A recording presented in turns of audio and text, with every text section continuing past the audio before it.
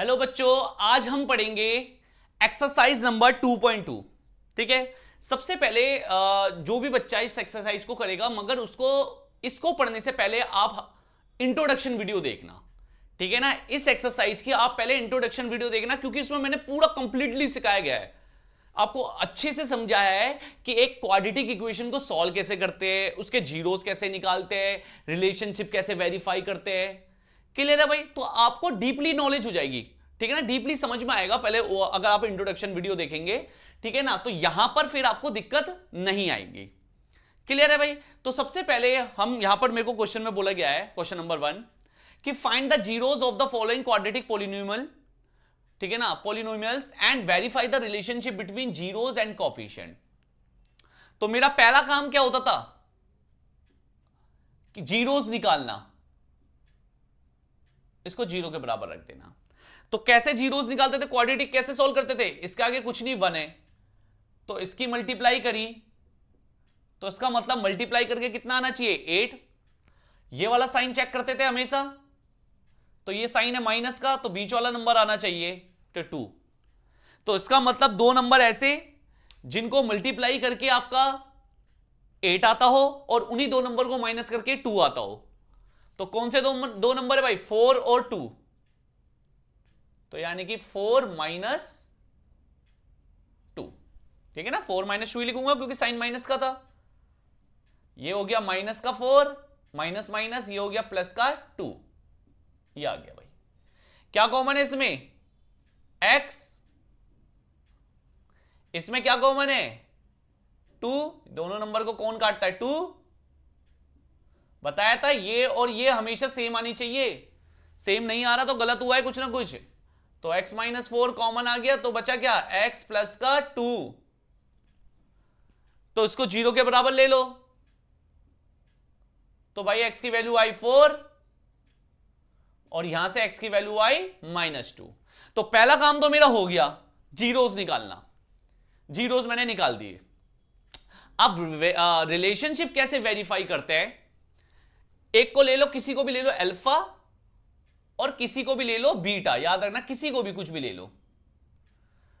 ठीक है, यहां पर दो रिलेशनशिप होती है, एक सम ऑफ जीरोस और एक प्रोडक्ट ऑफ जीरोस। तो भाई पहले तो आपका एबीसी लिख लो। एक्स स्क्वायर के साथ जो होता है वो क्या बताया था मैंने, ए होता है।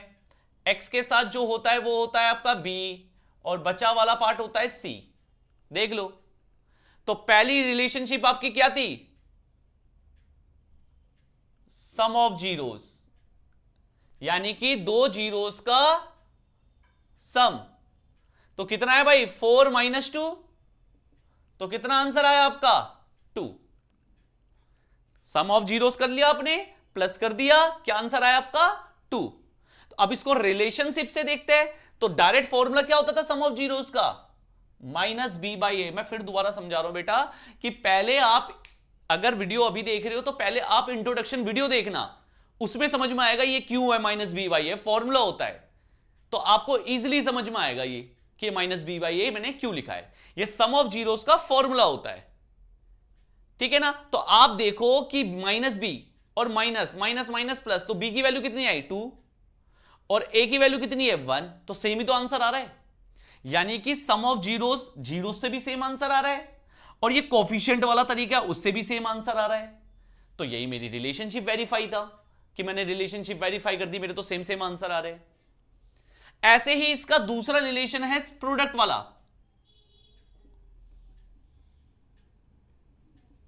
प्रोडक्ट ऑफ जीरोस, यानी कि मल्टीप्लाई कर दूंगा मैं, कितना आंसर आएगा, -8।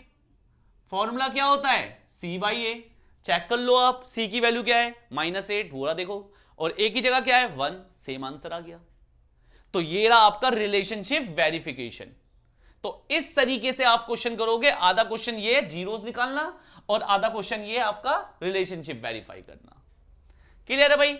ऐसी आपका बी पार्ट है, 4s² minus 4s plus 1 equal to 0। तो भाई मल्टीप्लाई करके कितना आना चाहिए, 4, और जोड़ के भी कितना आना चाहिए, 4। तो 2 2 जा 4, और 2 प्लस 2 4, तो ये हो गया 2s प्लस 2s। ये तो माइनस का 2s, ये भी माइनस का 2s। क्या कॉमन है इसमें? एक तो s कॉमन है और एक 2 कॉमन है, तो 2 2 जा 4 और एक s बचा, यहां पर 1 बचा। बताया था कभी भी तीसरा वाला नेगेटिव आए बिना सोचे समझे माइनस कॉमन ले लेना, और 2 और 1 को कोई नहीं काटता यानी कि 1 काटता है, तो ये हो जाएगा प्लस का और ये हो जाएगा माइनस का। तो देखो सेम सेम आ गए, ये आ गया, तो इसको 0 के बराबर लिया, सेम ही आंसर आ रहा है, दोनों जीरो सेम ही आएंगे। ये आ गया भाई, क्लियर है भाई। तो a की वैल्यू कितनी है आपकी 4, b की वैल्यू कितनी है -4, c की वैल्यू कितनी है 1। तो पहला क्या होता है सम ऑफ जीरोस, तो दोनों को प्लस कर दो, 1/2 प्लस 1/2 कितना आएगा 2/2, आंसर कितना आएगा 1। करके देखो जरा -b/a से, -b कितना है -4, तो ये माइनस माइनस +4, और a कितना है 4, तो 4 से 4 कटा, देखो सेम आंसर आ रहा है। क्लियर है। दूसरा है प्रोडक्ट ऑफ जीरोस,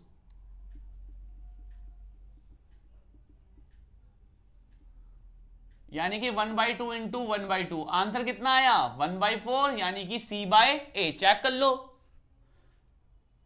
क्लियर है ना भाई, कैसे करना है नोट डाउन कर लो। चलो भाई c वाले पार्ट में आते हैं हम। 6x² - 3 - 7x, इधर थोड़ी सी प्रॉब्लम है बेटा। प्रॉब्लम क्या है कि पहले होता है क्वाड्रेटिक, कैसे होती है, पहले होता है x², फिर होता है x, और फिर होता है बिना x वाला। तो देखो x² के बाद x होना चाहिए था, बट ये यहां पर है, तो कई बच्चे इसको क्वाड्रेटिक सॉल्व करने बैठ जाते हैं जिनका आंसर आता ही नहीं है और आएगा भी नहीं, क्योंकि ये क्वाड्रेटिक अभी प्रॉपर फॉर्म में नहीं है। तो इसको पहले लिखो और ये फिर, अब आ गई क्वाड्रेटिक इक्वेशन प्रॉपर फॉर्म में। मल्टीप्लाई करके 6 3 जा 18 आना चाहिए, और माइनस करके बीच वाला नंबर यानी कि 7 आना चाहिए। तो कौन से दो नंबर है जिनको मल्टीप्लाई करके 18 और माइनस करके 7 आता है, 9 और 2। तो 9 - 2, ये तो ये हो गया माइनस का 9, ये हो गया प्लस का 2x। क्या कॉमन है इसमें 3, इसमें कुछ नहीं कॉमन है यानी कि 1, तो 2x - 3 कॉमन आया, तो बचा क्या, अच्छा इसमें x भी कॉमन था, 3x प्लस का 1। देख लो भाई, क्लियर है। तो एक बार इसको 0 के बराबर ले लो, और एक बार इसको 0 के बराबर ले लो, तो x की वैल्यू कितनी निकली 3/2, और x की वैल्यू कितनी निकली -1/3। तो यानी कि ये मेरे क्या आ गए भाई आपके जीरोस। तो अल्फा हो गया आपका 3/2, बीटा हो गया आपका -1/3, a की वैल्यू है आपकी 6, b की वैल्यू है आपकी -7, और c की वैल्यू है आपकी -3। तो पहला क्या निकलता है अल्फा प्लस बीटा सम, तो दोनों को प्लस कर दो, एलसीएम आएगा 6, ये आ गया, और फॉर्मूले के हिसाब से -b/a। आप चेक कर लो सेम आंसर आ रहा है। दूसरा क्या निकलता है अल्फा इंटू बीटा,